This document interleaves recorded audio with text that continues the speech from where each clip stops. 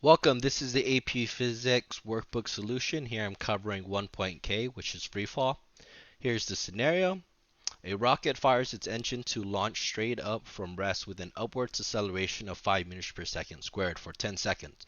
After this time, the engine shuts off and the rocket freely falls straight down back to the Earth.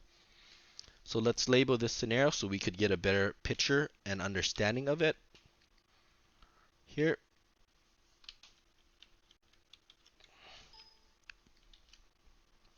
Here the object is at rest, so this is at rest. Then it shoots up at plus 5 meters per second. Again, this is the acceleration of the system is equal to 5 meters per second. It goes up, then it's going to come back down. All right. So here I labeled the axes for you to see it. So from the first 10 seconds, it has an upwards acceleration of 5 meters per second. Right? Upwards acceleration of 5 meters per second, and this is it's the acceleration of the system. Okay, there's nothing. There are other forces at work, but net-wise, it's still going up at 5 meters per second, and it is constant. So this is, please understand, this is a constant 5 meters per second squared. Then then it hits its maximum where the engine stops and it comes back down, and when it comes back down, right, the A of the system is done by is the acceleration due to gravity on the rocket, which is negative 9.8, but here you could just write negative 10 meters per second, and it is also constant. This is the constant, negative 10 meters per second. Okay, or here I did it a bit closer, so I think I treated it as like 9.8 here. Okay. All right, so here you're going to draw the graph of the velocity as a function of time. So now you're going to do the velocity graph. All right, so please understand here that I could just write it here that if the acceleration, motion graph, and time, if it's constant, the velocity here is going to be linear, which is positive, okay, because it's positive. But if the acceleration here is negative, right? Okay, right? The slope here is going to go down, right? Because again, this is constant, right? This is a constant amount, and this is a constant, right? This is a constant slope. Okay, this has zero slope, if that makes better sense for you. This has zero slope. This has your constant slope. All right. So here we knew the first one, it was constant and it was positive, so it should look something like this. And here it starts at 0, 0 because the object was at rest. Right? Okay, this should be moved up a little bit. All right. So the slope for the first 10 seconds is 5 meters per second, and it comes back down at 10 meters per second, or negative 9.8 meters per second. Okay? All right. So using this kinematics equation, a classmate writes out the following solutions to find the time in which the rocket lands on Earth, explaining in one sentence using the terms acceleration, velocity, position, constant, change, and zero, why this solution is wrong.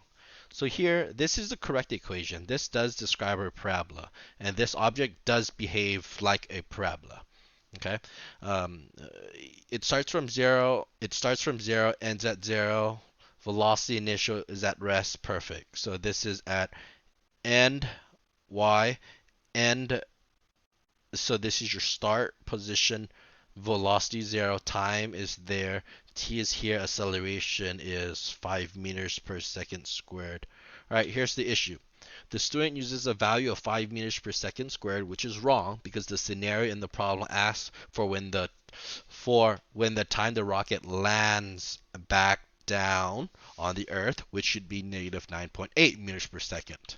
You see it right there. It's the second half. This is the landing part, or the falling back down part. Okay, good. Here, And we have our velocity graph from your velocity versus time graph in part B. Determine when the rocket reaches its maximum height.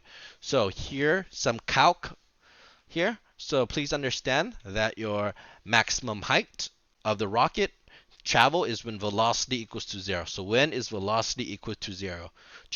Right here. What is this value? 15. So I think I wrote 15 there. And this is seconds, right? Okay. Why is that? The 0 is the second value and not 0, 0 that represents the starting value. Okay. So it's not this one, because this is also when velocity equals to 0, but this is its starting velocity. Okay, so assuming an upward is positive and negative is downward at 14.9 seconds, the object velocity is positive, right? It's still going upwards. And then after, right, because you see how the value here is still positive? This is what I mean. It's still positive right here at 14.9 seconds. But at right here at 15.1, the object's velocity is negative. That means it's going downwards. Okay, because again, this is positive and this is negative. So when it goes from positive to negative, it is when this is when that means that it's its maximum height. Okay, assuming it's a parabola, because again, a parabola is like this. Okay, right? There's a positive and there's a negative. All right, this is its moment where its maximum is when positive becomes negative, or you could think about it like this too as well. All right, it's when the sign changes. Right, it's when negative becomes a positive. At that moment, instantaneously, is where its either maximum or minimum is. And again, and this would be height. Good? But that's the quick explanation as well. So assuming a parabola right there, like I just showed you, which is a second degree polynomial, which is correct based on our equation, motion graph, the change in the sign of the velocity shows a turn, and the turn occurs at its maximum height. There you go. Okay. Next, here it says that make a claim about the numerical value of the rocket's maximum height. The rocket's maximum height is at what value? Okay. All right. So we know that this is where its maximum height is occurs, right? But but what is its actually value? You can't say its maximum height is 15 seconds equals max height. Do you see how it doesn't make sense? This is wrong. It's not 50 seconds. That's the time it takes to reach maximum height, right? But what is it? How can we find this is a distance value, right? How can we find distance, right? So how do we get distance from velocity? Okay, and again, right here, I kind of showed it. It is the area under the curve. So the total distance traveled upwards to the maximum height is determined by the area of the graph that is above the x-axis. Okay, because here, this is when it comes back down, right? This is when it comes back down. This whole shape here is the distance traveling up to max height. All right, so that's the whole area. Okay, there you go. So some things that you would like to understand, or the purpose of this is understanding how free fall works. When an object reaches its maximum height, the time it takes to reach its maximum height, the value of the maximum height. Okay, there you go. That's what you need to know from free fall. Okay.